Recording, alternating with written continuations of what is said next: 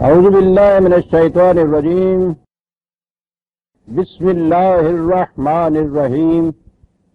عزیزان من، آج نومبر 1974 کی 10 تاریخ ہے اور درس قرآن کریم کا آغاز سورہ ابراہیم سے ہوتا ہے، 14ویں سورت پہلی ہی آیت سے۔ یہ آیت بھی مقطعات سے شروع ہوتی ہے، ان کے متعلق میں عرض کر چکا تھا پہلے ہی جب یہ آتے رہے ہیں کہ ان مقطعات سے معنی کیا ہیں۔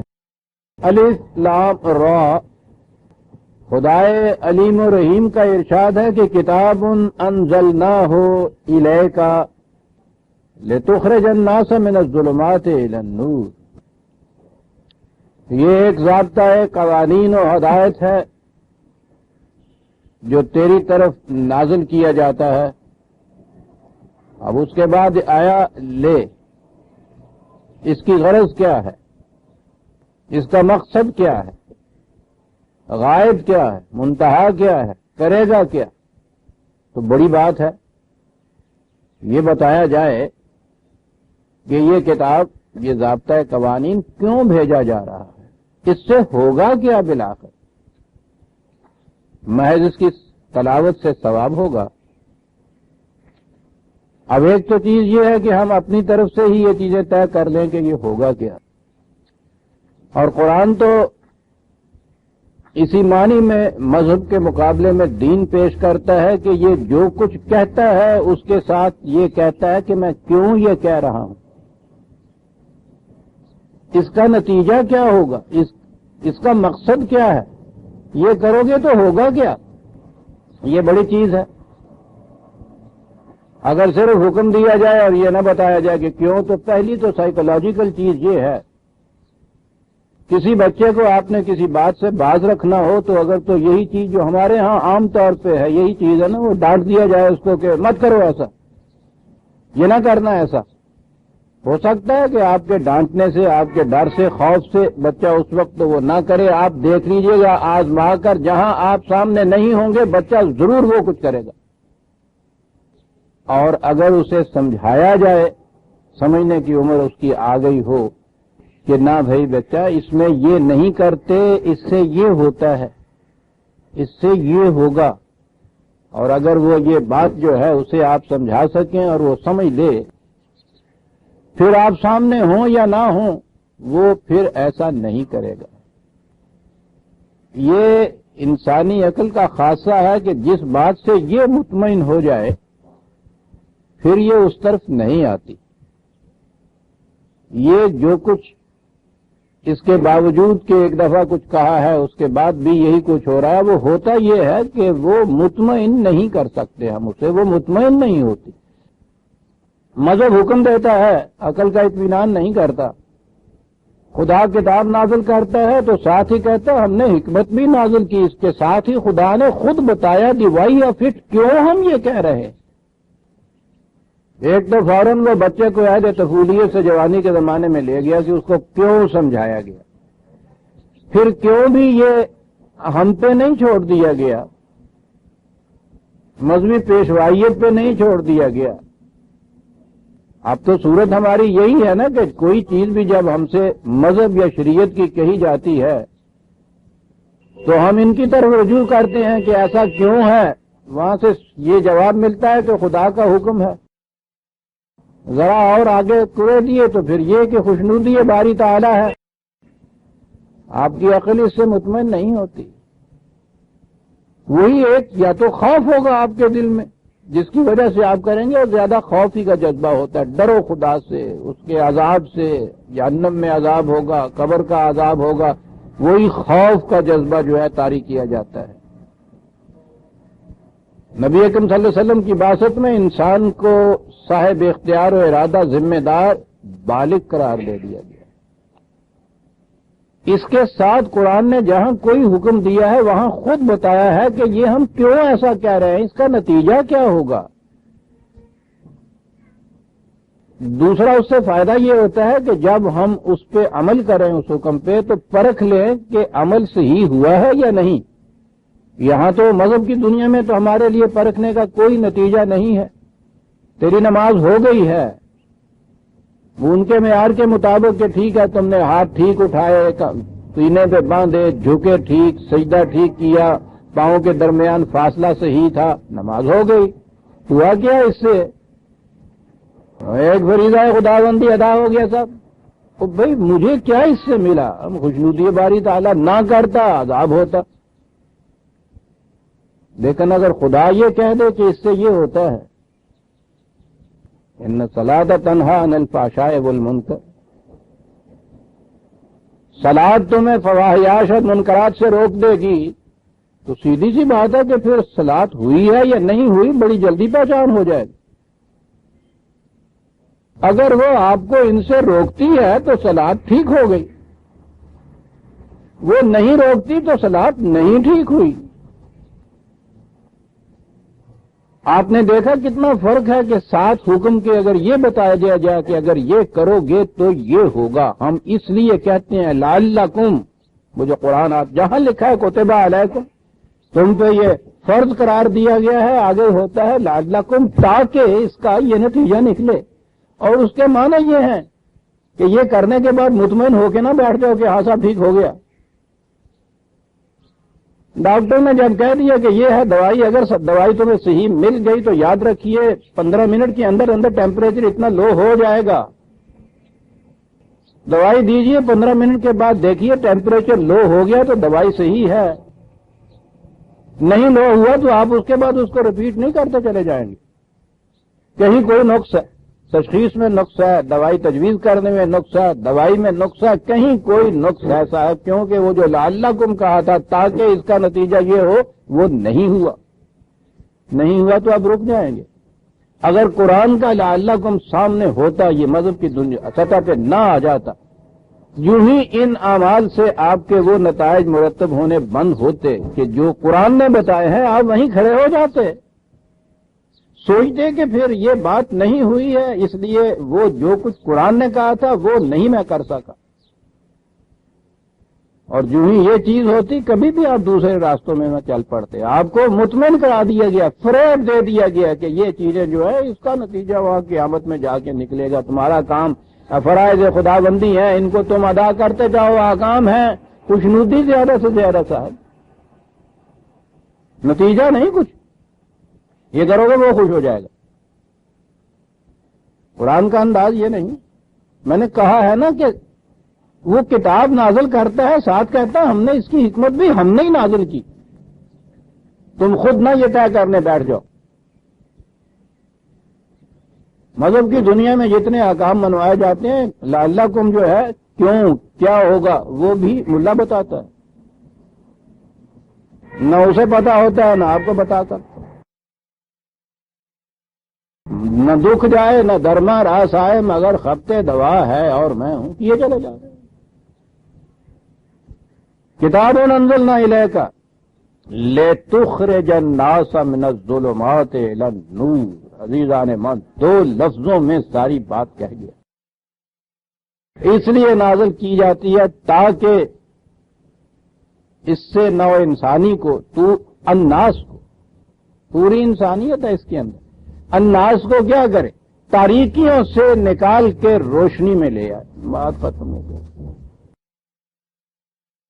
غور کیجئے کس قدر جامعیت سے ایک بات کہی گئی۔ سب سے پہلی بات، جو پہلی وجہ پریشانیوں کی، خوف کی، ڈر کی، تذبذب کی، عدم یقین کی، پہلی چیز یہ ہے اندھیرا، تاریکی۔ تاریکی میں رسی کو بھی سانپ سمجھنے لگ جاتا ہے انسان، کچھ پتہ نہیں ہوتا کوئی شے کہاں ہے، کون ہے اس کمرے کے اندر، دشمن ہے دوست ہے۔ وہی جس کمرے میں آپ روز پھرتے ہیں، ذرا بجلی بجھ جاتی ہے تو انہی چیزوں سے آپ ٹھوکریں کھانے شروع کر دیتے ہیں جو آپ نے اپنے ہاتھوں سے رکھی ہوئی ہوتی ہیں۔ ذرا سی آہٹ ہوتی ہے تو آپ کان کھڑے کر لیتے ہیں کہ وہ کون ہے۔ تاریکی ہے یہ سب کچھ جو پیدا کر دیتی۔ اور پہلی چیز آپ کے لیے یہ ہے کہ روشنی آ جائے۔ روشنی سے پہلی چیز یہ نظر آتی ہے کہ سانپ سانپ نظر آتا ہے، رسی رسی نظر آتی ہے۔ اب آگے چلیے، ٹھیک ہے سانپ ہے تو اس کو مارنے کی تدبیر کیجئے، یہ تو نہ شبہ رہا نا کہ آپ نے رسی کو سانپ سمجھ لیا اور خامخواہ کے لیے کوٹنے لگ گئے یا سانپ کو ہی رسی سمجھ لیا۔ پھر یہ تو نہیں ہوگا نا کہ آپ نے جو خود راستے میں ٹپائی رکھی ہے اس سے ہی ٹھوکر کھا جائے۔ تاریکیوں میں تو اپنے ہاتھوں سے رکھی ہوئی ٹپائیوں سے کتنی ٹھوکریں کھاتا رہتا ہے آدمی روز۔ تاریکی سے یہ جو پہلی چیز ہے تاریکی کے بعد عزیزان من روشنی کا آ جانا، روشنی سے ایک چیز ایسا میں نے جیسا عرض کیا ہے، ہر شے اپنی اصلی حقیقت میں آپ کے سامنے آ جاتی ہے۔ پہلی چیز یہ ہے، ٹھیک ہے اب آگے اختیار و ارادہ ہے آپ کا، نہیں بچنا چاہتے سانپ سے، ٹھیک ہے ڈسوا لیجئے، مریے۔ اس غلط فہمی میں تو آپ نہیں رہیں گے نا کہ یہ رسی ہے، یہ تو واضح ہو جائے گا نا سانپ ہے۔ اختیار و ارادہ انسان کا ایکسرسائز اس وقت کرتا ہے جب ہر شے کے متعلق پتہ ہو کہ یہ ہے کیا۔ حضور نبی اکرم صلی اللہ علیہ وسلم کی ایک دعا ہے جو فکرہ سامنے میرے آتا ہے تو وہی آ جاتا ہے، بڑی گہری دعا تھی اور وہ اسی سے تھی جو لی ہوئی۔ حضور نے فرمایا تھا کہ یا اللہ مجھے ہر شے کو اس کی اصلی شکل میں دکھا دے۔ معذرت ایک بات میں راز ہے ساری زندگی کا عزیزان من، کما ہے یہ مجھے دکھا دے کہ وہ ہے کیا، اس کی اصلی شکل میں دکھا دے۔ یہ انسان اگر اپنی اصلی شکل میں سامنے آنے شروع ہو جائے عزیزان من، آپ دیکھیے کتنے مسئلے طے ہو جاتے ہیں۔ یہاں تو دھوکہ اسی سے کھاتا ہے، آتا ہے نا آپ کے سامنے، کتا کتے کی شکل میں آتا ہے، بھیڑیا بھیڑیے کی شکل میں آتا ہے، کبھی دھوکہ نہیں کھاتے۔ وقت انسان جو ہے ہر انسان انسان کی شکل میں سامنے آپ کے آتا ہے۔ کہیں اگر ایسا ہوتا کہ ان میں بھی بھیڑیے بھیڑیے کی شکل میں آتے، سانپ سانپ کی شکل میں آتے، بھیڑ بھیڑ کی شکل میں آتے تو کبھی بھی یہ تماشا نہ ہوتا۔ مصیبت یہاں یہ ہے کہ یہاں بھیڑیا بھیڑ کی شکل میں، یعنی فرق ہی نہیں ہے، انسان و انسان کے اندر ایک جیسے سارے نظر آ رہے ہیں۔ پھر اس کے بعد یہ اس کو جب دیکھتا ہے انسان ہی سمجھ کے تو پھر روتا ہے کہ تیری صورت سے تجھے درد آشنا سمجھا تھا نا، کیوں سمجھا تھا؟ وہ اپنی اصل شکل میں سامنے نہیں آیا۔ بہروپی ہیں سارے جتنے بھی آپ کے اوپر ماسک لگے ہوئے ہیں چہروں کے اوپر، دھوکہ کھاتے ہیں آپ۔ ایک دعا حضور صلی اللہ علیہ وسلم کی کیا جامع دعا ہے، یا اللہ مجھے ہر شے اس کے اصلی روپ میں دکھا دے۔ کیسے نظر آئے گی اصلی روپ میں؟ لِتُخْرِجَ النَّاسَ مِنَ الظُّلُمَاتِ إِلَى النُّورِ، تاریکی چھٹے گی تو ہر شے اپنی اصلی روپ میں نظر آئے گی۔ اندھیرے میں نہیں نظر آ سکتی ہر شے اپنے اصلی روپ سے۔ روشنی نہایت ضروری ہے اس کے لیے عزیزان مان۔ پھر قرآن کا یہ اعجاز ہے، یہ ایک مقام نہیں کئی مقامات پہ یہی فقرے آئے ہیں قرآن کے متعلق۔ ہر جگہ ظلمات، تاریکی تو جمع کے سیغے میں آیا ہے، تاریکیاں، ہر جگہ یہ روشنی واحد کے سیغے میں ہی ہے۔ تاریکیوں کی کئی قسمیں ہوتی ہیں۔ کس کس قسم کی تاریکیاں ہیں آپ کے ہاں جو چلی آ رہی ہیں؟ کس کس گوشے میں تاریکیاں ہیں آپ کے ہاں؟ اقتدار و اختیار و حکومت کے گوشے میں تاریکیاں، اقتصادیات کے گوشے میں تاریکیاں، سب سے بڑی گہری تاریکیاں جو عقیدتوں کی دنیا کے اندر آپ کے سامنے آتی ہیں۔ مذہب خود ایک سب سے بڑی تاریکی بن کے آپ کے سامنے آتا ہے۔ تاریکیاں، ظلمات، ہاں۔ اور یہ عجیب چیز ہے کہ تاریخ کی گہری سے گہری بھی کتنی کیوں نہ ہوتی چلی جائے، ایک چھوٹی سی کرن روشنی کی پورے کمرے کے لیے دیا سلائی کی ایک کرن تھا۔ یا الحق وضاحق الباطل ان الباطل کان زہوقا، اور روشنی کی کرن آئی، سارا پورے کمرے کا اندھیرا عزیزان من گھٹا ٹوپ جسے کہتے ایک روشنی کی کرن سے ختم ہو جاتا ہے۔ اور یہ تو ظلمات سے لے آتا ہے نور کی طرف، یہ اتنا ہی کرتا ہے۔ اس کے بعد روشنی میں پھر آپ کا اتمام حجت ہو گئی کہ ہر شے اپنی اپنی اصلی پوزیشن میں تمہارے سامنے آ گئی، ٹھوکر کھانیاں کھاؤ، ٹھیک ہے۔ سنکھیا کھاؤ، سنکھیا معلوم کر کے کہ یہ سنکھیا ہے، یہ بتا دیا گیا تمہیں کہ یہ سنکھیا ہے، یہ مصری کی پوڑیا ہے۔ اس کے بعد وہ آپ پہ جبر نہیں کرے گا کہ سنکھیا کھانا چاہے تو آپ کا ہاتھ روک لے گا۔ اس کا کام یہ بتا دینا ہے کہ یہ سنکھیا ہے، اس سے ہلاکت ہو جائے گی سر۔ اور یہ بڑی چیز ہے عزیزان من، اللہ تعالیٰ نے خود قرآن کو نور کہا، دوسرے مقام پہ یہی جو چیز آئی ہے 5/15، خود قرآن نور۔ قد جاءکم من اللہ نور و کتاب مبین، خدا کی طرف سے تمہاری طرف روشنی آ گئی، نور آ گیا، یعنی ایک کتاب خود بھی واضح، ہر بات کو واضح کرنے والی۔ یہ جو ہے خود بھی واضح اور ہر شے کو واضح کرنے والی، روشنی کا تقاضا یہ ہوتا ہے۔ یہ روشنی کو آپ چراغ لے کے نہیں ڈھونڈتے، روشنی کسی چراغ کی محتاج ہی نہیں ہوتی اپنے وجود کے ثابت کرنے کے لیے۔ آفتاب آمد دلیل آفتاب، اور سورج کو آپ دیے جلا جلا کے تلاش کیا کرتے ہیں۔ قرآن نور ہے، روشنی ہے، یہ کسی اور روشنی کا محتاج نہیں ہے اپنی ذات میں وضاحت کے لیے۔ روشنی خود روشن ہوتی ہے، واضح ہوتی ہے، ہر شے کو روشن کرتی، اسی لیے اسے روشنی کہہ کے اس کے ساتھ وضاحت کر دی، یہ واو تفسیری کہلاتی ہے۔ روشنی ہے یعنی ایک ایسی کتاب ہے، مبین ہے، خود واضح ہے، ہر شے کو واضح کرتی ہے۔ روشنی کا خاصہ جیسا میں نے ابھی عرض کیا ہے، یہدی بہ من اتبع رضوانہ سبل السلام، خدا اس کے ذریعے سے ہدایت دیتا ہے جو بھی ہدایت لینا چاہتا ہے۔ یہدی بہ، اب دیکھا وہ جو ہے کہ خدا صاحب جسے چاہے ہدایت دے دیتا ہے، جسے چاہے گمراہ کر دیتا ہے۔ یہدی بہ ہو، اب وہ براہ راست کچھ نہیں کرتا، اس کے ذریعے سے ہدایت دیتا ہے۔ وہ ایک دفعہ اس نے یہ کتاب اتمام کر کے مکمل کر کے غیر متبدل و محفوظ کر کے تمہیں دے دی، اب اس کے ذریعے خدا بھی اس کے ذریعے سے ہدایت دیتا ہے۔ درمیان سے قرآن کو ہٹا دیجئے، خدا بھی ہدایت نہیں دیتا۔ اس نے کہا ہے یہدی بہ اللہ۔ عزیزان من، میں نے جیسا عرض کیا ہوا قرآن کریم کے تو ایک ایک حرف کے اوپر ٹھہر جائیے۔ یہ بہ اللہ تو حرف ہی ہے، بے تو حرف جار ہے، یہ ضمیر ہے اس کے اندر۔ کتنی بڑی چیز ہے جو اتنے میں کہہ گیا وہ، یہدی بہ اللہ من اتبع رضوانہ سبل السلام۔ سلام بڑی چیز ہے، بڑی جامع چیز ہوتی ہے۔ اس کے معنی سلامتی ہی نہیں ہوتی بلکہ تکمیل ذات بھی ہوتی ہے۔ جیسا میں نے کئی دفعہ آپ سے کہا، مسلم اس شے کو کہتے ہیں جس میں سے کوئی چیز کم نہ ہوئی ہو۔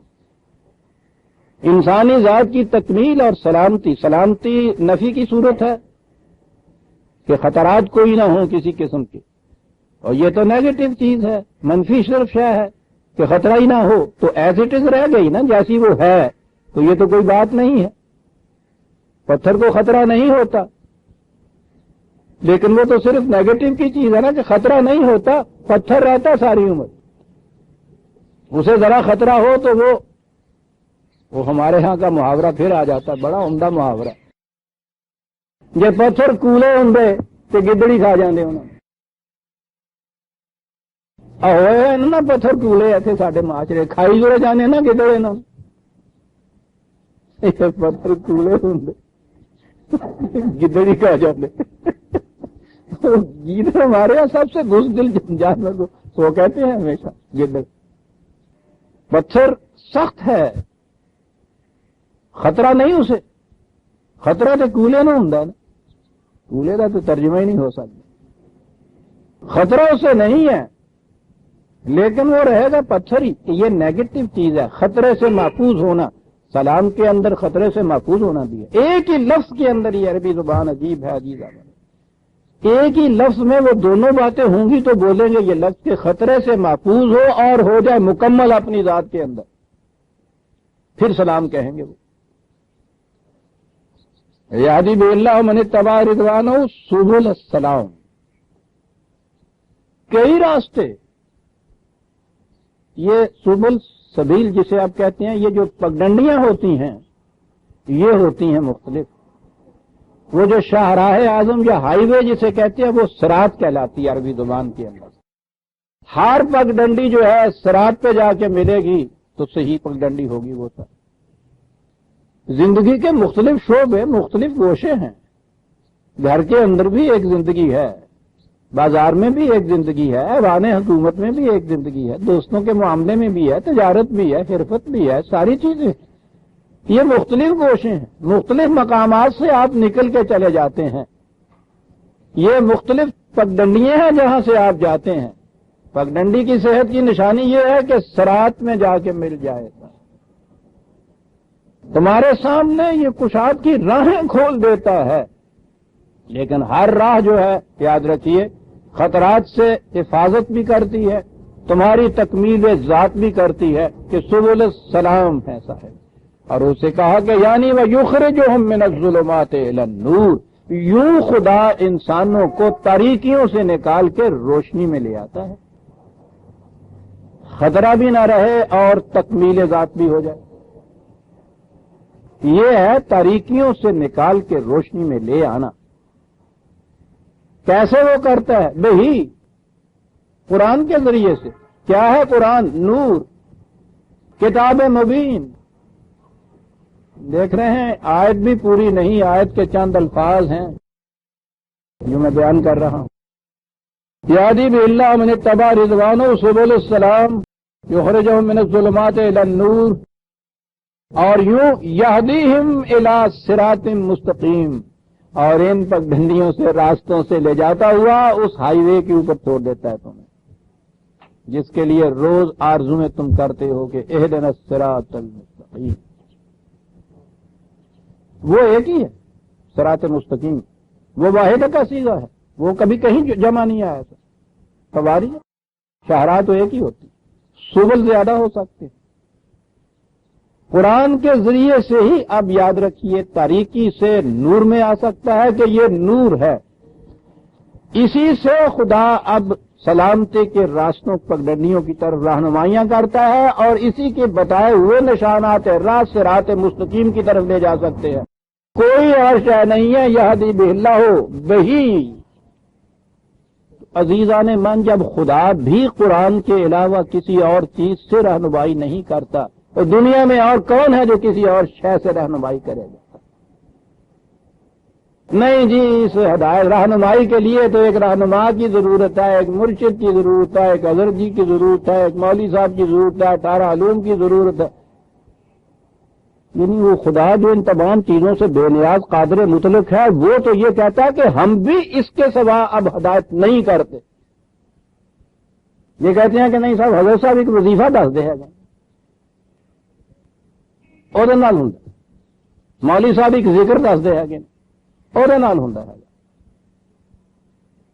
ان کے ہاں 10-10 20-20 100 طریقے ہیں، اور وہ ہے کہ کیا بات قادر مطلق. اور اس نے یہ چیز کہی کہ صاحب ہمارے پاس تو ایک ہی چیز ہے جس سے ہم ہدایت دیتے ہیں، اور وہ یہ ہے وحی. اس سے ذریعے سے ہی ہدایت ہم دیتے ہیں. ہمارے ہاں تو کوئی چلہ نہیں، کوئی وظیفہ نہیں، کوئی ورد نہیں، کوئی ذکر نہیں، کوئی اور نہیں صاحب. یہی ہے ایک. کرتے کیا ہیں؟ تاریکیوں سے نکال کے روشنی کی طرف لے آتے ہیں. یہ راستے کشادہ ہوتے چلے جاتے ہیں، روشن ہوتے چلے جاتے ہیں، چھوٹے چھوٹے راستے، اور ہر راستہ جو ہم اس کی روشنی میں روشن ہوتا ہے صراط مستقیم میں جا کے ملا دیتا ہے.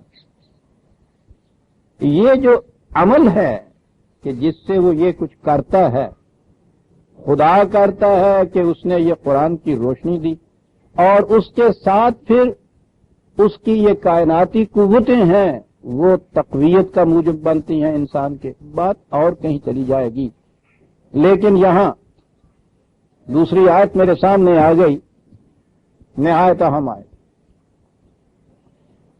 ہم تو ایک ہی آیت قرآن کی سنتے چلے آ رہے ہیں کہ ان اللہ و ملائکتہ یصلون علی النبی.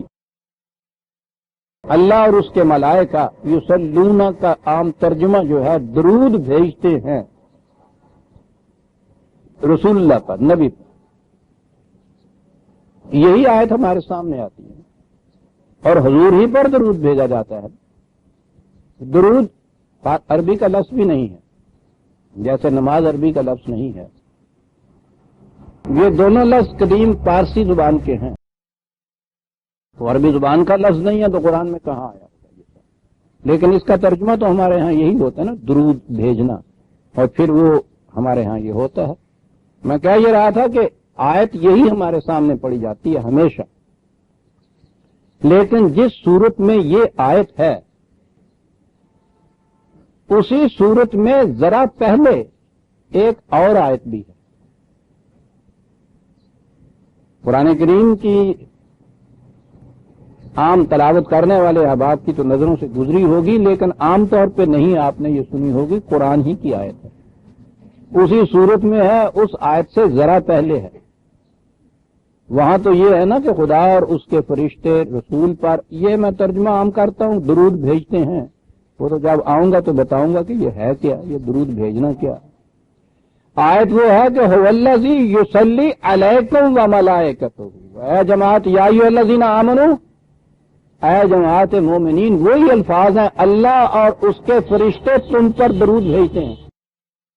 یصلی علیکم، الفاظ بھی وہی ہیں. ان اللہ وہ ہیں، ان اللہ و ملائکتہ، وہ ہے آیت میرا خیال ہے ہاں 56 اسی کی 33 اور 56 33/56 وہ آیت ہے، اور اس کے الفاظ یہی ہیں، ان اللہ و ملائکتہ یصلون علی النبی. یہ اسی سورت کی 33 کی 33 کی آیت 43 ہے جو میں آپ کر رہا ہوں. هو الذی یصلی علیکم و ملائکتہ، اللہ اور اس کے فرشتے وہاں ہے علی النبی، یہاں ہے علیکم اے جماعت مومنین. وہی الفاظ جو کچھ وہ وہاں کرتے ہیں وہ یہ سارے مومنین کے ساتھ ہی ہوتا ہے. کہتا ہے کیوں ایسا کرتے ہیں؟ جو کچھ بھی یہ ہے وہ تو میں پھر عرض کروں گا کہ یہ ہے کیا بات یصلی علیکم، لیکن وہ کیوں کرتا ہے؟ تاکہ والی بات تو یہاں اس نے بتائی ہے خود ہی. کیوں کرتا ہے؟ لیخرجکم من الظلمات الی النور، تاکہ تمہیں تاریکیوں سے نکال کے روشنی میں لے آئے. یصلون علیکم، یہ جسے صلاۃ کہا ہے خدا نے یہاں، جسے ہم درود کہتے ہیں، اس کا نتیجہ یہ تمہیں خدا اور اس کے فرشتے کچھ کرتے ہیں تمہارے لیے تاکہ تمہیں تاریکیوں سے نکال کے روشنی میں لے. وَكَانَ بِالْمُؤْمِنِينَ رَحِيمًا، وہ اس لیے کہ وہ تمہاری نشو و نما چاہتا ہے. میں نے عرض کیا کہ یہاں بھی لِيُخْرِجَكُم مِّنَ الظُّلُمَاتِ إِلَى النُّورِ آیا ہے، وہی تاکہ یہ کرے. اور اس کے لیے کچھ عمل ایسا ہے کہ جس میں خدا بھی کچھ کرتا ہے، ملائکہ بھی کرتے ہیں، اور خدا نے تو وہاں کہہ دیا کہ ہم اس قرآن کے ذریعے سے ہی یہ کچھ کرتے ہیں. قرآن کے ذریعے سے یوں ہوتا ہے اور پھر اس کی کائناتی قوتیں ساتھ تقویت کا سامان بہم پہنچاتی ہیں. وہ جو فرشتے نازل ہوتے ہیں، قرآن نے کہا ہے نا، ان الذین قالوا ربنا اللہ ثم استقاموا تتنزل علیہم الملائکۃ، کہ جو لوگ کہہ دیتے ہیں کہ ہاں ہمارا رب صرف اللہ ہے، ثم استقاموا، اور پھر جم کے کھڑے ہو جاتے ہیں اس اپنے دعوے کے اوپر. اسی سے پتہ چل گیا کہ یہ کہنا جو ہے یہ ایسی چیز ہے کہ جس میں لغزش کے 1000 مقام آتے ہیں، کیونکہ ساتھ شرط ہے نا کہ پھر جم کے کھڑے ہو جاتے ہیں. اور یہ تو ہم جانتے ہیں کہ لا الہ الا اللہ ربنا اللہ کہنے سے تو کوئی خطرہ ہی نہیں ہوتا. اس کے بعد پھر کیا بات کے ساتھ استقامت؟ استقامت تو بہت بڑی چیز ہے. تو کچھ ایسی چیزیں ہیں نا کہ جس میں واقعی استقامت کی ضرورت ہوتی ہے، اور یہ استقامت ہے، صرف کہہ دینا نہیں ہے، بلکہ استقامت ہے جس کی وجہ سے وہ کہتا ہے تتنزل علیہم الملائکۃ، فرشتوں کا نزول شروع ہو جاتا ہے ان کے اوپر.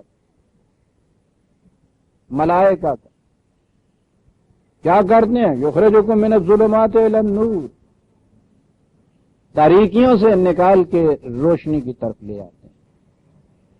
کتاب انزلناہ الیک، ابھی 4 آیتوں کے بعد آتی ہے تشریح اس کی. وہ تو دور بھی نہیں رہ گیا، اس آیت میں یہی آ جاتی ہے کہ یہ اخراج من الظلمات الی النور کے معنی ہیں کیا، اور اپنے انداز میں وہ بات کرتا ہے. آگے مجھے بڑھ جانا چاہیے کہ تاکہ نو انسانی کو تاریکیوں سے روشنی کی طرف لے آئے باذن ربہم، خدا کے قانون کے مطابق، الی صراط العزیز الحمید، وہی صراط کی طرف آ گئی بات ہے۔ صراط کس کی؟ ہم دعا مانگتے ہیں سورہ الحمد میں جو سکھائی گئی ہے، اہدنا الصراط المستقیم، صراط مستقیم، اور سورہ ہود میں ہے کہ ان ربی علی صراط مستقیم، یاد رکھیے میرا رب بھی صراط مستقیم پہ جا رہا ہے۔ اور یہ جو ہے نا صراط جسے میں نے کہا ہے، اس کے معنی ہوتے ہیں کسی کے پیچھے پیچھے چلے جانا، وہ آگے آگے رب جا رہا ہے صراط مستقیم پہ، پیچھے پیچھے تم چلے جا رہے ہو اس کے ساتھ۔ ان ربی علی صراط مستقیم، اور یہاں ہے کہ تمہیں وہ رہنمائی دیتا ہے الی صراط العزیز الحمید۔ کیا کیا عرض کروں عزیزان مان، ایک ایک لفظ پہ تو رکنا ہوتا ہے۔ صراط ہے وہ ہائی وے ہے، شاہراہ ہے جس خدا کی ہے۔ دو صفتیں یہاں بیان ہو گئیں خدا کی، عزیز ہے، حمید ہے، دو متضاد صفتیں ہیں۔ عزیز کے تو معنی غلبے اور عزت والا، غلبے والا، عزت کے معنی غلبہ عربی زبان میں، یہ کمزوری کے مقابلے میں آتا ہے۔ ذلت کے معنی کمزوری ہوتی ہے، ہمارے ہاں تو آ کے اب غلبہ اور قوت اور پھر ذلت، یہ معنی ایسے نہیں رہے نا، بات ہی کچھ اور ہو گئی ہے۔ عزیز، غلبے والا۔ اب حمید کے لیے کہاں سے لاؤں لفظ؟ ارباب علم سے پوچھئے، یہ دو ہی بات، دو لفظ کہہ دیجئے نا کہ خدا ہمارے ہاں جو اپنا تصور دیتا ہے وہ عزیز کا بھی دیتا ہے، حمید کا بھی دیتا ہے۔ عزیزان مان اگر سائیکالوجی کا ہے تو وجد میں آ جائے گا کہ ایک ہی ذات کے اندر یہ دو متضاد جسے ہم کہتے ہیں، یہ دونوں صفات کٹھی کر دیں، ڈائمیٹریکل اپوزٹ۔ ایک چیز ہے جو غلبے کی ہے، دوسری چیز ہے اپریسیشن جسے آپ کہتے ہیں، تحسین جسے آپ کہتے ہیں، تحمید جسے آپ کہتے ہیں۔ یہی وہ شے ہے جو ہمارے ہاں پرانے دور سے جلال اور جمال کے دو الفاظ سے آتی ہے۔ جلال قوت ہوتی ہے، جمال کے اندر پھر ترجمہ نہیں ہو سکتا، ایستھیٹک سینس جسے آپ کہتے ہیں نا، ایستھیٹک سینس جو ہے وہ جذباتی شے ہوتی ہے۔ تحسین حسن، راستہ چلتے ہوئے کہیں ایک ٹہنی کے اوپر جھکا ہوا گلاب، نیچے ندی کے آئینے میں خود اپنی صورت دیکھ کے جو مسکرا رہا ہوتا ہے، چلتے چلتے کتنے ضروری کام کے لیے کیوں نہ جا رہے ہوں، آپ کے پاؤں پکڑ لیتا ہے، صاحب کھڑے ہو جاتے ہیں اور بے ساختہ کہتے ہیں واہ واہ واہ واہ واہ، اسے کہتے ہیں تحمید۔ اب دیکھتے ہیں کہ اس میں قوت کا کوئی شائبہ نہیں ہے، تو قوت اس کے اندر آئے تو یہ بات ہی پیدا نہیں ہو سکتی۔ وہ تو سراپا نزاکت اور لطافت اور نظافت اور لطافت نزہت ہے۔ لیکن اگر خدا یہ ہو کہ وہ تحسین ہی تحسین ہو، لطافت ہی لطافت ہو، وہی پھول جب اس قسم کا آپ دیکھتے ہیں، ذرا آپ نے ہاتھ بڑھایا نہیں تو اتنا نکیلا کانٹا یہاں چپتا ہے کہ جھٹ سے پیچھے لپ جاتے ہیں۔ اس کی حفاظت کے لیے حمید اور عزیز دونوں اکٹھے اور شاخ کے اوپر عزیزان مان، یہ عزیز ہے جو نیچے کانٹا ہے، اور کانٹا حفاظت پھول کی ممکن نہیں ہے اگر کانٹے میں ہو خوئے حریری۔ کانٹا بھی اگر ریشمی بن جائے، گلاب کے پھول جیسا ہی بن جائے، تو پھر پھول کی حفاظت نہیں ہو سکتی۔ حسن کائنات کی حفاظت کے لیے قوت کی اشد ضرورت ہے، اور اگر قوت ہی قوت کہیں ہو، اس کے ساتھ یہ لطافت و حسن و تحمید نہ ہو تو ہلاکو و چنگیز تو ہو جائے گا۔ زندگی جلال اور جمال دونوں چاہتی، اور اصل تو یہ ہے کہ یہ جسے ہم جلال اور قوت کہتے ہیں وہ تو حسن اور جمال کی حفاظت ہی کے لیے ہوتا ہے، لیکن دونوں ہونا ضروری۔ دنیا نے جہاں جہاں دیکھا یا تو یکسر جمال ہی دیکھا، گاڈ از مرسی، گاڈ از لو، یہ سارا کچھ قصہ وہ ہے، چل ہی نہیں سکتی دنیا صرف اس، چھوڑ بیٹھے یہ ساری دنیا اس عیسائیت کے اس واز کو کہ وہ مرسی ہی مرسی ہے اور لو ہی لو ہے، چل ہی نہیں سکتا یہ قصہ کائنات کا۔ اپنے وقت کے اوپر وہ مرثی اور لب بھی ایک چیز ہونی چاہیے، دوسرے وقت کے اوپر آپ کو بچے کو ڈانٹنا بھی پڑتا ہے۔ عزیز ہونا نہایت ضروری ہے، مظلوم کی حفاظت اس کے لیے قوت نہایت ضروری چیز۔ ایک ہی ذات کے اندر دو متضاد صفات، یہ چیز تھی جو فلسفے کی سمجھ میں نہیں آتی۔ وہ ایک شے میں وہ کہتا تھا کہ نہیں، ایک ہی صفت کا ظہور ہو سکتا ہے، دو متضاد چیزیں نہیں ہو سکتی۔ قرآن کریم جو الاسماء الحسنی بتا رہا ہے، صفات خدا بندی، ان میں آپ دیکھیں گے کس قدر متضاد صفتیں آتی ہیں۔ ان بطش ربک لشدید بھی آتا ہے، سب اس کی گرفت اتنی سخت ہے، ہڈیاں توڑ دیتی، یاد ہے، ظالم کی ہڈیاں توڑتی ہے۔ غفور الرحیم بھی، رؤوف بھی، کریم بھی ہے، جبار بھی، تکبر بھی ہے۔ کائنات 40 طرح سے سکتی ہے، اور یہ کہ وہ ایک ہی ذات کے اندر ہوتی ہے، بات تو فلسفے کی لمبی چلی جائے گی۔ میں نے ابھی جو مثال آپ کو دی ہے، وہ پھول کی ٹہنی نرم و نازک، جس وقت ابھی وہ ٹہنی ہوتی ہے اس میں نہ پھول ہوتا ہے نہ کانٹا ہوتا ہے۔ یہ پھول اور کانٹے کہاں ہوتے ہیں؟ اسی شاخ کے اندر ہی تو ہوتے ہیں، باہر سے کہیں کانٹا لگتا ہے آگے اس میں؟ یہ دونوں متضاد صفات اس شاخ کے اندر مضمر ہوتی ہیں یا نہیں؟ پوچھئے ان سے، فلسفے کی دنیا میں تو الفاظی سے کھیل ہوتی ہے، پوچھئے ان سائنسدانوں سے۔ کہیں باہر سے نہ پھول باہر سے ٹانکا جاتا ہے، نہ اس میں کانٹا باہر سے لا کے لگایا جاتا ہے۔ وہی جو پھر اقبال کہہ گیا وہ عجیب چیزیں کہا جاتا ہے، قرآن تھا نا اس کے سامنے کہ درون ہو نہ گل باشد نہ خارے۔ یہ اس کی نمود ہے، اس کی صفات خداوندی کی اس کائنات کے اندر۔ کہیں وہ پھول بن کے چہکتا ہے، کہیں کانٹا بن کے اس کی حفاظت کرتا ہے، اس لیے کہ صراط العزیز الحمید۔ صفات تو اتنی تھیں، میں نے کہا ہے کہ جہاں جامعیت سے یہ چیز کہی کہ وہ تاریکیوں سے روشنی کی طرف لے آتا ہے، بڑا کمپریہنسو اور جامع تھا یہ بات۔ اسی طرح سے یہ جو دو صفات گنائی ہیں، عزیزان من، قطبین گنا دی ہیں کائنات کے، اس نے عزیز اور حمید ہونا جو ہے، دو صفتیں کسی معاشرے کے اندر یہ آ جائیں عزیزان من، معاشرہ خدائی کرنے لگ جاتا ہے دنیا کے اندر۔ یہ صفات خداوندی کیا ہیں؟ اپنی کائنات میں ہوا کرے وہ عزیز و حمید، مجھے کیا؟ صفات خداوندی یہ ہیں کہ تمہارے اندر بھی یہ پوٹینشیلٹی، یہ صلاحیتیں ہم نے رکھی ہوئی ہیں، ان صلاحیتوں کی نشو و نما کرو، اور ان کی پھر جب نمود ہو تو جہاں حفاظت مقصود ہو کانٹا بن جاؤ، جہاں لطافت مقصود ہو پھول بن جاؤ۔ مومن کی زندگی کے اندر صفات خداوندی اسی طرح سے مضمر ہوتی ہیں جس طرح شاخ کے اندر کانٹا اور پھول ہوتا ہے، اپنے اپنے وقت پہ ان کی نمود ہوتی ہے۔ یہی اقبال تو پھر مشہور ہے کہ گزر جا بن کے سیلے تند کو ہو بیاباں سے، گلستہ راہ میں آئے تو جوئے نغمہ خاں ہو جائے۔ مسافے زندگی میں سیرت فولاد پیدا کر، اور شبستان محبت میں حریر و پرنیاں ہو جائے۔ عزیز الحمید، دونوں صفات کا ضروری،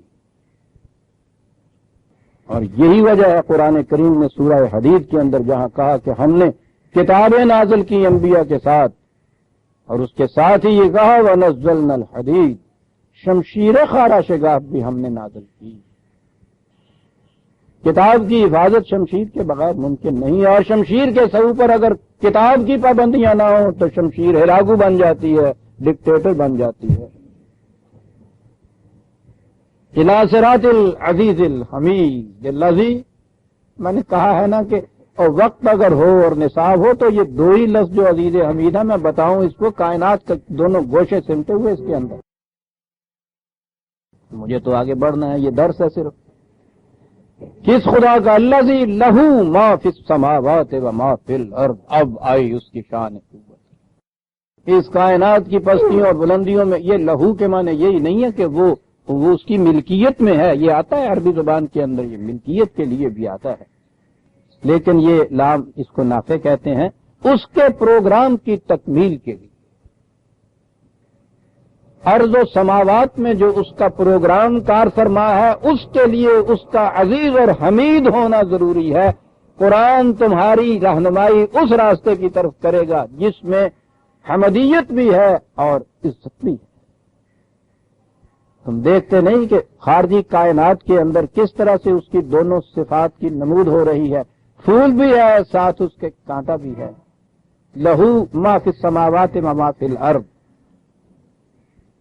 ہماری کار فرمائی تو یہ ہے وویل للکافرین من عذاب شدید، آ گئی وہ قوت۔ لیکن جو انکار کرتے ہیں ان چیزوں سے، یعنی عزیز اور حمید ہونے سے، قانون خداوندی کی روح سے عزیز اور حمید ہونا، عزیزان من، جو اس سے انکار کرتے ہیں ان کے لیے بڑی سخت تباہی ہے، اس کا نتیجہ بڑی سخت تباہی ہوتا ہے۔ للکافرین یہاں کہا، کافرین کے لیے۔ کون ہے کافرین؟ ہندو جڑے سرحدوں پار وسدے ہے جنہیں توٹی پر کوش سیدھی جی گل ان کے لیے ہے۔ اس سے پوچھو، اس سے تو پوچھتے ہی ہم اس لیے نہیں کہ ڈر لگتا ہے۔ للکافرین کہا یہاں، کون ہے کفار؟ الذین، للذین، تین یہاں سے پاپ جنائی ہیں ان کی صاحب، نکلیے ان میں سے کس گوشے سے آپ باہر جاتے ہیں۔ یستحبون الحیات الدنیا علی الآخرہ، جہاں کہیں انسانیت کی اقدار کا، ویلیوز کا، ہائر ویلیوز کا، خدا کی دی ہوئی ان چیزوں کا، جسے آخرت یا مستقبل کہتا ہے اس کا، اور دنیا کی میٹیریل قوت، اس کے فزیکل مفاد کا، طبی مفاد کا، مال و دولت کا، عزت و جاہ کا، اقتدار کا، ان دونوں میں جہاں ٹکراؤ واقع ہوتا ہے، وہ یہ جو مادی دنیا کے مفاد ہے ان کی طرف لپک کے جاتے ہیں، ان کو پس پش ڈال دیتے ہیں۔ للکافرین، کافر تو ایک یہ ہو گئے۔ پوچھ رہے تھے نا ڈیفینیشن مسلمان کیسے کہتے ہیں، چلی تھی نا یہ باتیں، پوچھئے ان سے۔ الذین یستحبون الحیات الدنیا علی الآخرہ، پہلا کفر یہ بہت اچھا۔ وَيَصُدُّونَ عَن سَبِيلِ اللَّهِ، پھر جب اقتدار و اختیار ان کے ہاتھوں میں آتا ہے تو وہ کوشش یہ کرتے ہیں کہ خدا کی طرف جانے والے راستوں کے اندر رکاوٹیں کھڑی کر دی جائیں، دیواریں کھڑی کر دی جائیں، ادھر نہ جا سکے کوئی شخص، قانون خداوندی کی کار فرمائی نہ ہونے پر، نظام خداوندی کہیں قائم نہ ہو جائے، یصدون، دیواریں کھڑی کر دیتے ہیں۔ اس کے لیے قوت کی ضرورت ہوتی ہے، اور یہ جو چیز ہے یہ اقتدار اور اختیار کی بنا پہ کیا جاتا ہے۔ پہلی چیز تو اس حوض کے اندر تو آ گئی نا، سبھی شامل ہو گئے، اس کے چھوٹے سے چھوٹے خانچہ فروش سے لے کے بڑے سے بڑا انڈسٹریلسٹ، وہ سارے یستحبون الدنیا علی الآخرہ۔ وہ جو ذرا سا خانچہ فروش ڈنڈی مارتا ہے وہ بھی یہ کرتا ہے، یہ جو بڑے سے بڑا لوٹتا چلا جاتا ہے وہ بھی یہی کرتا ہے، اسی کے اندر آ گئے۔ دوسری چیز یصدون عن سبیل اللہ، وہ جو کوئی چاہتے ہیں کہ کسی طرح سے اس راستے کے اوپر چل نکلے، ان کے راستے میں دیواریں کھڑی کر دیتا ہے۔ یہ دوسری چیز آ گئی نا جی کافرین میں، دیواریں کھڑی کرنے والے۔ اور ایک اور طبقہ بھی ہے، وَيَبْغُونَهَا عِوَجًا، دیواریں جو یوں کھڑی نہیں کر سکتے وہ کیا کرتے ہیں، وہ اس میں ٹیڑھ پن پیدا کر دیتے ہیں، یوں راستہ جاتا ہے تو ادھر لگا دیتے ہیں ان کو۔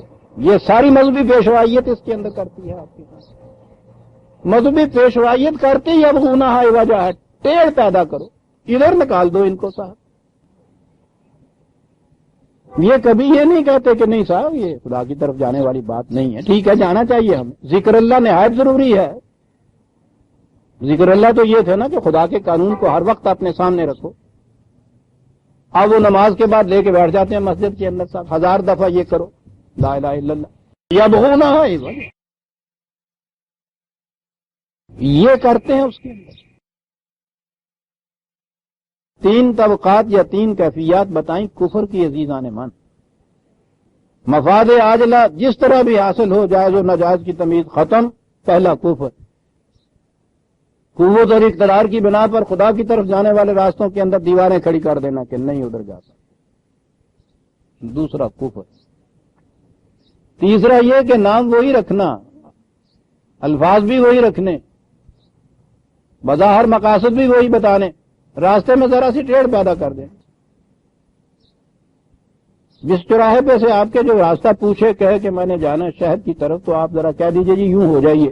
آپ ذرا سا کر دیتے ہیں کہ یوں ہو جائیے، اس سے پھر پوچھئے کہ ہوتا کیا ہے اس کے ساتھ. یہ 1000 سال سے یوں ہوا ہے نا یہ کارواں. یبغونہا عوجا اولئک فی ضلال بعید.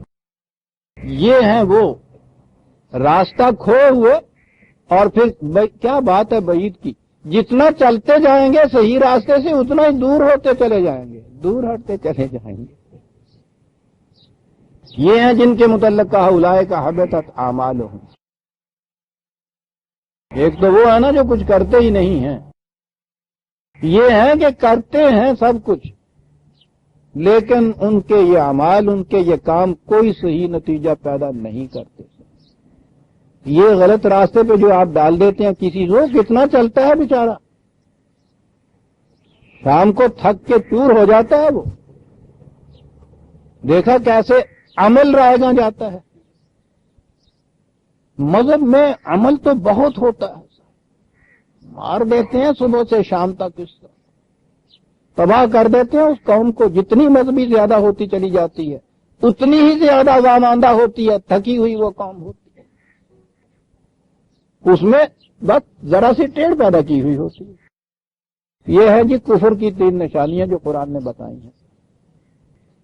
ضلال بعید. اب آیا وہ قرآن لتخرج الناس من الظلمات الى النور وما ارسلنا من رسول الا بلسان قومه ليبين لهم. پہلی چیز یہ ہے اس کے نور ہونے کی، روشنی ہونے کی، کہ رسول کو اس کی قوم کی زبان کے اندر کتاب دی جاتی ہے. ليبين لهم، بات واضح ہو جائے، گپت ودیا نہ رہے صاحب، کچھ بات ہی نہیں. یہ تو ظاہر ہے کہ جب رسول آئے گا تو اس کو کسی ایک ہی زبان میں قرآن ملے گا، کتاب ملے گی، دنیا کی 1000 زبانوں میں تو نہیں ملے گی. اب اس کے بعد یہ چیز ہوگی کہ آپ کو وہ زبان سیکھنی ہوگی جس میں وہ کتاب آئی ہے. سیدھی سی بات. تو جی بڑا وقت چاہتی ہے، بڑا مشکل ہے جی صاحب. کسی کی اپائنٹمنٹ کر دیجیے نا جرمنی میں، اس کی خواہ ایمبیسی میں یا کسی فرم میں، اور وہ شرط لگا دیں کہ جانے سے پیشتر اتنی سی جرمن زبان تمہیں آنی چاہیے، جب وہاں جا کے کلرکی ملے گی. آپ دیکھتے ہیں کس طرح سے نائٹ کلاسز جوائن کر لیتے ہیں آپ اس کے لیے تو یہ کرتے ہیں آپ. بڑی اوقی ہے، اس لیے کہ اس کا مفاد سامنے نظر آتا ہے. اس کی بات نظر نہیں آتی. وہ اس کے بعد اور بات ٹھیک ہے، وہ یبغونہا جو عوجا والے تھے وہ انہیں دیکھتے ہیں کہ صاحب سارا قرآن ان کو حفظ یاد ہے، ساری تراویحوں میں یہ ختم کر دیتے ہیں اور روز پڑھتے رہتے ہیں. دیکھو تو ان کی زندگی کیا ہے. یہ ان کے ساتھ جو یہ کچھ کیا ہے مجھے یہ کیا کر دے گی. کیا تو شعور میں یہ بات ہے کہ جب ثواب ہی کی بات ہے تو پھر بہرحال اس کے پڑھنے سے بھی ثواب ہی ہوتا ہے، اور کیا ہوتا ہے. پہلی بات یہ ہے کہ بلسان قومہ لیبین لہم، روشنی ہے اس کی نشانے. اب یہ جو چیز ہے کہ یہ جو قرآن آیا ہے اس کو تم نے سمجھنا ہے. جبھی تو یہ لسان کہا، لیبین لہم کہا، تاکہ بات واضح ہو جائے ان پہ. یہ پہلی چیز اس روشنی کے بعد کچھ تمہارے کرنے کی ہو گئی نا. کرنے کی کیا ہے؟ سورج نکلنے کے بعد بھی جو شخص سویا رہے، یہ سورج کی روشنی اس کے لیے کچھ بھی مفید ہو سکتی. سورج تو اس نے نکال دی، روشنی اس نے دے دی. تاریکی کافور بھی ہو گئی. کس کے لیے؟ جس نے آنکھ کھولی. جو پھر بھی آنکھ بند کر کے پڑا رہا اس کے لیے تاریکی ہی رہی. روشنی نے کچھ فائدہ نہ دیا. یہاں اب خود کچھ کرنا پڑ گیا. یہدی بہی، اس کے ذریعے سے خدا پھر رہنمائی کرتا ہے. کس کی کرتا ہے؟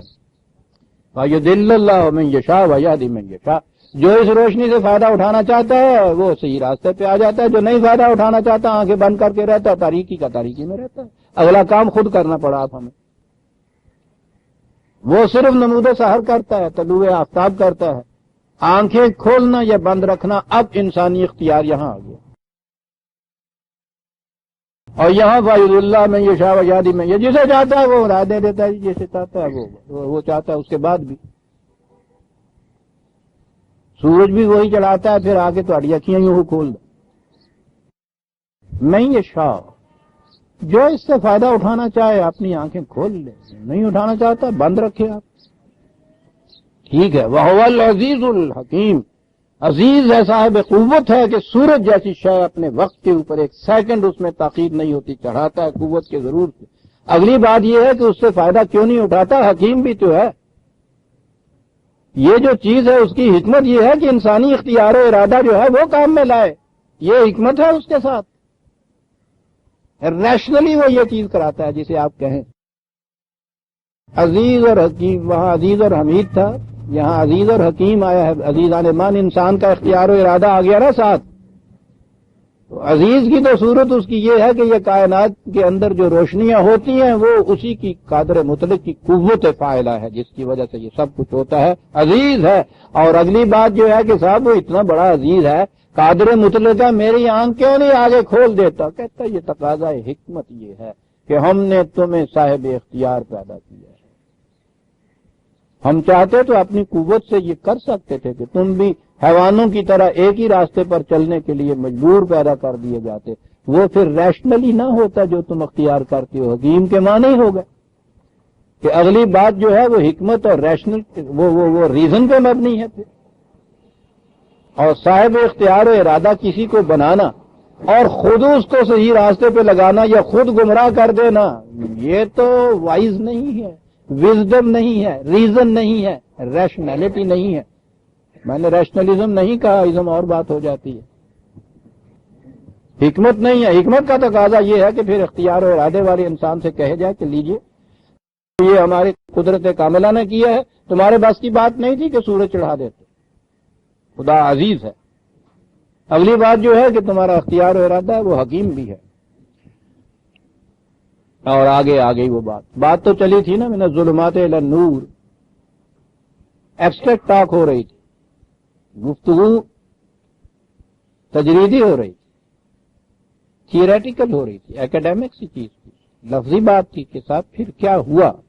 آ گیا قرآن اپنے انداز میں سمجھانے کے لیے. سب سے پہلی چیز کہ تاریخی شواہد پیش کی، یوں ابھر کے بات سامنے آ جاتی ہے کہ ہوتا کیا ہے. وَلَقَدْ أَرْسَلْنَا مُوسَىٰ بِآيَاتِنَا، موسیٰ کو بھی ہم نے اپنے قوانین دیے، بھیجا کاہے کے لیے؟ ان اخرج قومک من الظلمات الی النور، اور اس سے کہا کہ جاؤ اپنی قوم کو تاریکیوں سے نکال کے روشنی میں لے آؤ. بات ساری کھل گئی.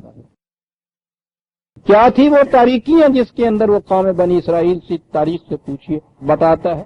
یذبحون ابناءکم یستحیون نساءکم. اور چلا ہوا ہے قصہ فرعون کی فرعونیت، حیات حاکمہ جو محکوم قوموں کے ساتھ کرتی ہے کہ اس قوم کے اندر جو بھی ذرا سے ابنا نظر آئے، سر اٹھا کر چلنے کے قابل نظر آئے، کلپ کر کے رکھ دیا جائے ان کے سروں. ظلمات، استبداد فرعونیت، قوت اور اقتدار والوں کا استبداد. پہلی ظلمات میں سے ظلمت یہ ہے، تاریخ میں لایا ہے اور قرآن میں ساری تفاصیل اس نے دی ہیں کہ ظلمات پھر کیا ہوتی ہیں. پہلی چیز یہ، بڑھاؤ آگے اس قوم میں سے انہیں جو جوہر مردانگی سے آری ہوں. اصول یہ بنا جاؤ کہ یہاں کوئی سر اٹھا کے نہ چلے. یذبحون ابنائے قوم کو ذبح کرتے چلے جاؤ، ذلیل کرتے چلے جاؤ. ذبح کے معنی یہ بھی ہوتا، دباتے چلے جاؤ. علم و عقل سے بے بہرا رکھو، ان کو مست رکھو، ذکر و فکر صبح گاہی میں گناتے چلے جاؤ کہ ہم نے اسلام کی کتنی خدمت یہاں کی، کتنے لوٹے پائے نے نصیحتیں. یذبحون ابناءہم. دیکھا ظلمات کی تفصیل اب آ رہی ہے. موسیٰ سے کہا نکالو تاریکیوں سے. پھر کیا تاریکی تھی اس کی؟ قرآن بتاتا ہے جب کہتا ہے موسیٰ علیہ السلام سے کہ جاؤ فرعون کی طرف، انہ طغیٰ. وہ تو پوچھو نہیں کیا بن بیٹھا ہے، بے حد سرکش ہو گیا. تو جی کیا کرتا ہے صاحب؟ وہ قوم کو پارٹیوں میں تقسیم کر رہا ہے، کبھی ایک کو اوپر چڑھاتا ہے، کبھی دوسرے کو نیچے کرتا ہے. یہ طبقاتی تقسیم پیدا کر دی انسان اور انسان کے اندر. ایک انسان دوسرے انسان کا دشمن بنا دیا، اس نے خون کا پیاسا بنا دیا، جاؤ اندھیر مچا دیا اس نے. کیا بات ہے صاحب؟ دیکھا دوسری چیز وہ کیا کرتا تھا؟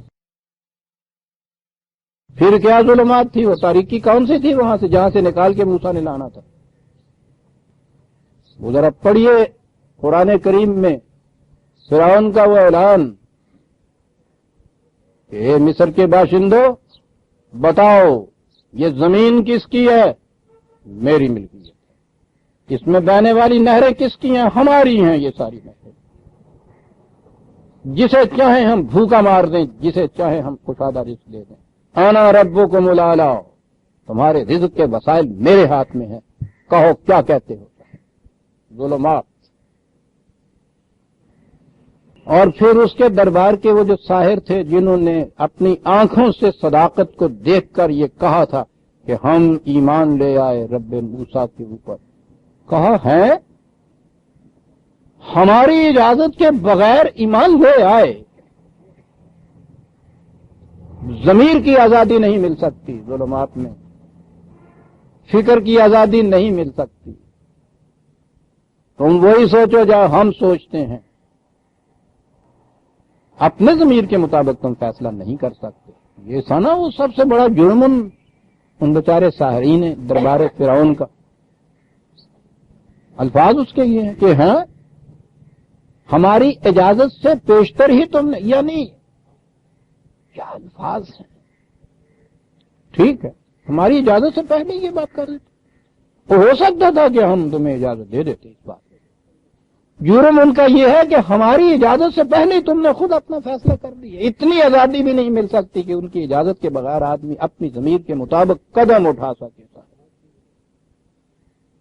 دیکھا آپ نے ظلمات؟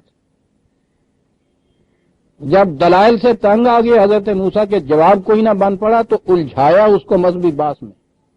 ہاں ذرا موسیٰ میں یہ بات تو بعد میں کروں گا. بنی اسرائیل کی بڑی ایک اہم بات آئی یاد. یہ جو ہمارے یہاں کے وزراء عمراء یہ ارباب اقتدار بیٹھے ہیں وہ سارے کے سارے مشرک تھے، کافر تھے. یہ بتاؤ کہ ان کے اسلاف اور ان کے جو بزرگ فوت ہو گئے ہیں وہ جنت میں ہیں یا جہنم میں ہیں؟ سیدھی سی بات ہے، اسے پتا تھا کہے گا تو جہنم میں ہے. دیکھتے ہو تمہارے اسلاف کے متعلق کیا کہہ رہا ہے، کیا کہہ رہا ہے، وہ سنتے ہو. مجھے اور تمہیں نہیں. ٹھیک ہے میں اپنی ذات کا انتقام نہیں لینا چاہتا، کچھ نہیں.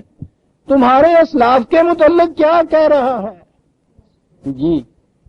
اور وہ جو تاریکیوں سے معمور ہوا تھا نور کی طرف لانے والا وہ تو نبی تھا، وہ تو خدا کی کتاب کی روشنی تھی اس کی آنکھوں کے اندر. وہ جانتا تھا کہ تاریکی کیا کیا کرتی ہے. اس نے یہ کچھ کہا دیا الجھاؤ ذرا سا. یہاں کسی مولوی صاحب سے پوچھتا اور وہ مسئلہ ہوتا کہ رسول اللہ نور تھے یا بشر اور یہ آمین بالجاہر یا بالخفی، تو آپ دیکھتے پھر اس کے بعد جو باتیں شروع ہوتی ہیں اور اسلاف کے متعلق شروع ہوتا ہے. اسے پوچھتا کہ موسیٰ بتاؤ کیا بات ہے پھر اس کے لیے. اس نے کہا جی ان کا معاملہ میرے خدا کے ساتھ ہے، وہ نپٹ لے گا. تم بتاؤ بنی اسرائیل کو میرے ساتھ بھیجتے ہو یا نہیں؟ خود تاریکی میں نہیں تھا نا، خود بھی تاریکی میں ہوتا، وہی اسلاف کے متعلق ایمان ہوتا تو الجھ جاتا کہ تمہارے اسلاف جو ہے ہمارے اسلاف کا مقابلہ کریں کہ وہ بھی جنت میں ہو یہ بھی جنت میں ہو. یہ کبھی ہو سکتا ہے صاحب؟ یہ چلتا. دونوں تاریکی میں الجھتے نا، یہ روشنی میں تھا. کیا کہہ رہے ہو؟ دیکھتے ہیں ظلمات کیوں کہا ہوا ہے، اور دیکھتے ہو ایک ہی مثال قرآن لے کے آیا ہے کہ ذرا ان کے سامنے موسیٰ کی بات واضح کر دو. تاریخی شواہد میں سے یہ پیش کر دو اور پھر اسے ہم نے کہا تھا لو یہ کتاب ہو، جاؤ اپنی قوم کو تاریکیوں سے نکالو، روشنی کی طرف لے آؤ. آگے ہے وَذَكِّرْهُمْ بِأَيَّامِ اللَّهِ. ایام اللہ، یہ دن اور رات کی گردشیں ساری خدا کی ہیں. لہو ما فی السماوات والا ڈبی کہا تھا. یہ خدا کے دن کون سے ہو گئے ان میں سے؟ ایام اللہ. عربوں کے ہاں ایام تاریخ کو کہتے ہیں. کوئی جس دن یا کسی عصر میں کسی زمانے میں کسی دور میں کوئی مار کا آرا واقعہ ہوا ہو، یادگار جس کی قائم رکھنی ہو، انہیں وہ تاریخ میں ایام کہہ کے پکارتے تھے. ایام العرب کے معنی ہیں عرب کی وہ تاریخ جو بڑی نمایاں طور پہ کام کرنے والی ہوتا ہے. قرآن نے یہاں ایام اللہ کہا ہے، خدا کی کائنات ساری، لیکن کچھ دن ایسے بھی کہ جو خود خدا نے کہا یہ ہمارے دن ہوتے ہیں. جس دور میں کسی زمانے میں کسی عصر میں کسی ایک دن میں کوئی ایسا واقعہ کہ جس میں خدا کا یہ انقلاب جو ہے کائنات کے اندر چھائے، اس کی روشنی محیط ہو جائے ظلمات کے اوپر، کسی فرعون کو شکست مل جائے، کوئی معقوم قوم ان طغیانیوں سے نکل کے صحرائے سینا کی روشنیوں میں آ جائے، اسے اللہ نے اپنا دن کہہ کے پکارا. ذکرہم بے ایام، اے رسول یاد دلاؤ ان کو، ایام اللہ کی یاد دلاؤ جب یہ کشمکش اس مقام پہ پہنچی تھی، ہمارے دنوں کی یاد دلاؤ. اور آگے پھر چلتا ہے قصہ، تفصیل آگے آئے گی. میں آپ سے آج کچھ 15 منٹ کی چھٹی مانگنا چاہتا ہوں، مجھے ایک ضروری کام میں جانا ہے. 9:45 بجے ہیں، یدی کثر پڑھ دیں گے آگے کبھی جا کے. سورہ ابراہیم کی 5ویں آیت تک ہم آئے، 6 سے ہم آئندہ لیں گے. آئندہ اتوار کو وقت بھی بدل